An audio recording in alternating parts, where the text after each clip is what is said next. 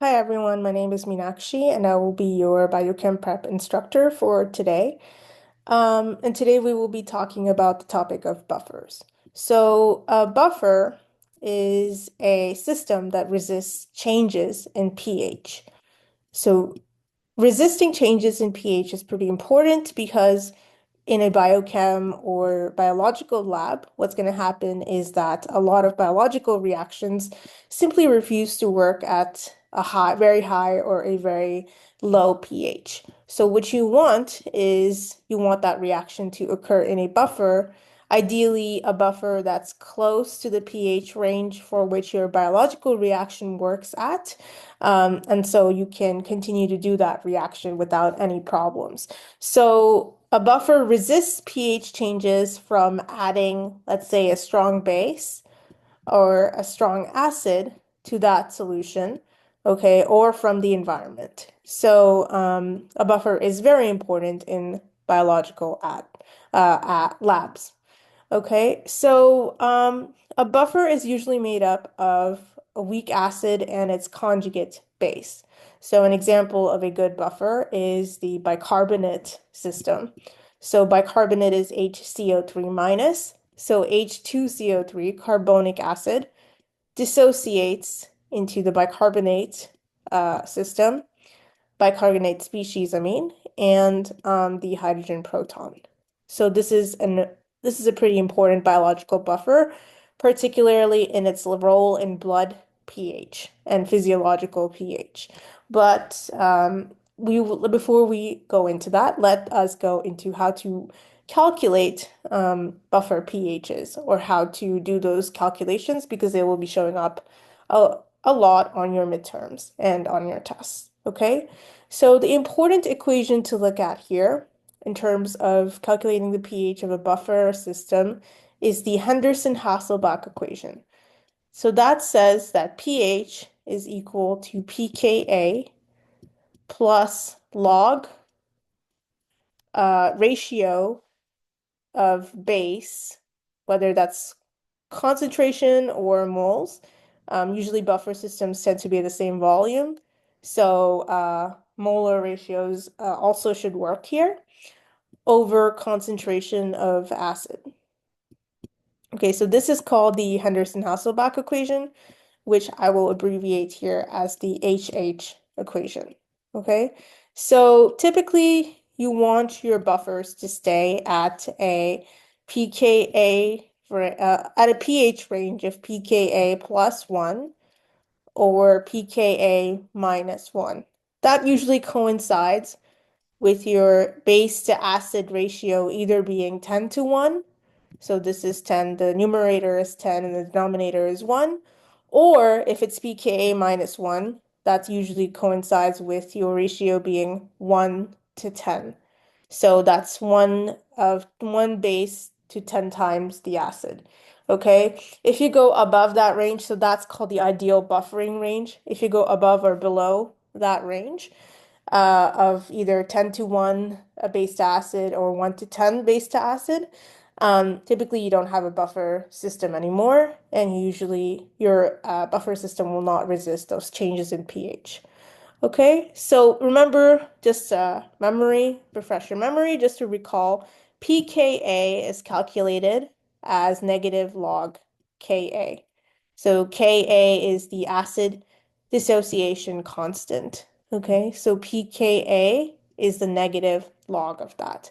So typically, having a higher pKa means a weaker acid. Okay, so let's keep that in mind. Um, why does a buffer system, before we get into calculations, let's get into the chemistry of why a buffer system resists pH changes. So let's say you add some strong acid to the system. Well, first of all, it's not going to directly impact the system.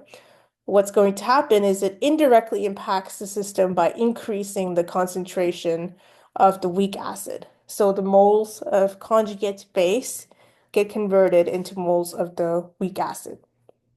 So according to Le Chatelier's principle, because this acid is in an equilibrium system, and because you've increased the concentration of the left side, of the reactant side, what's going to happen is your reaction shifts to the right, okay?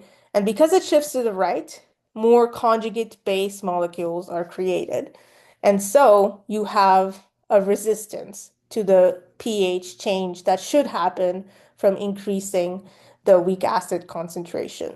So it stays, instead of changing or lowering all at once, it stays at a certain range because there is more conjugate base being created.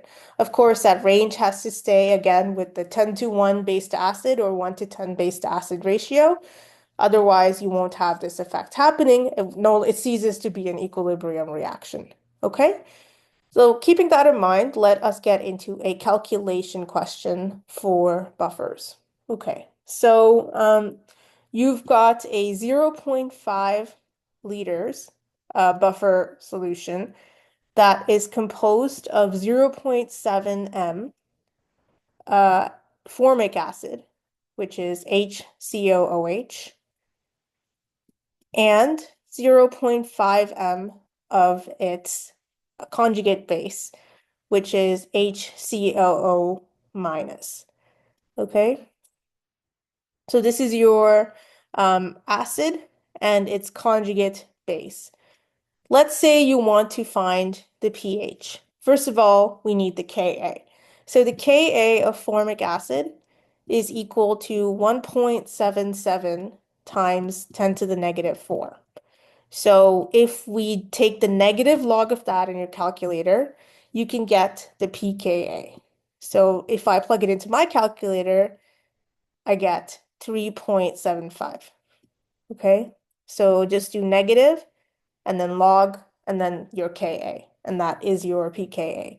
And we need that for the Henderson-Hasselbalch equation. We have pKa showing up. And remember, if it's a buffer, our pH has to stay in this pKa plus 1, pKa minus 1 range. Okay, so let's calculate the pH of this system right here. So this is your acid concentration, and this is your base concentration. So it looks like the ratio is going to fulfill that 1 to 10 or to 10 to 1 base to acid ratio. So let's put that in. pH is equal to 3.75 plus log and then base over acid. So base concentration is 0.5 m over acid concentration, which is 0.7 m.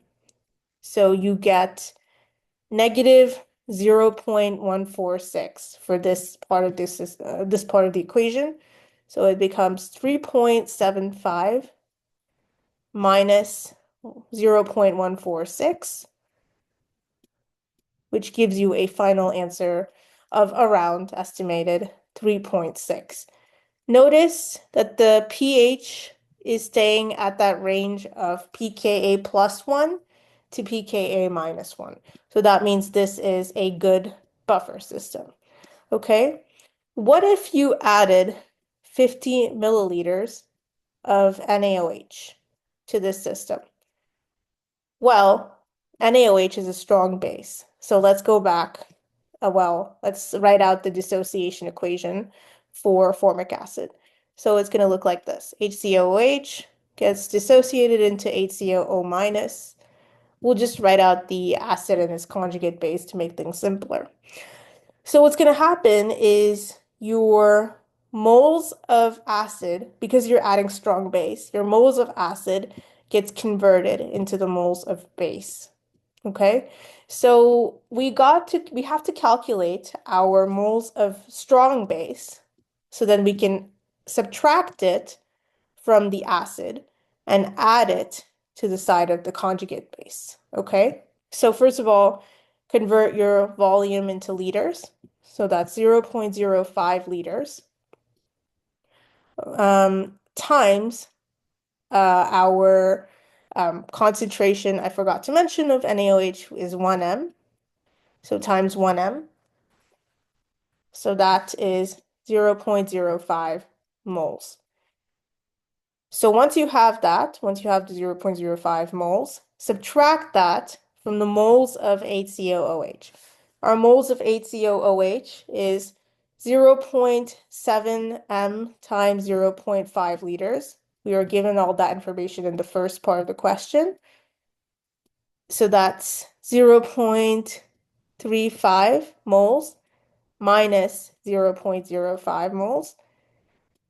And then our moles of base originally was 0.5 m times 0.5 liters. So that's 0.25 moles plus 0.05 moles of the strong base. Okay, so both of them even out to 0.3 moles. And since the volumes stay the same, because this is both in the same buffer solution, you can just directly put this into the HH equation. You don't need to convert this into concentration, okay? So pH, again, is equal to 3.75 plus log 0.3 over 0.3, which is going to be just log 1. So log 1 is equal to 0. And so our pH stays the same as our pKa, which is just 3.75. So if your base and acid are at a 1-to-1 ratio, your pH stays the same as your pKa, and you've got basically an excellent buffer system. Thank you for watching. I hope that you learned something today. Thank you.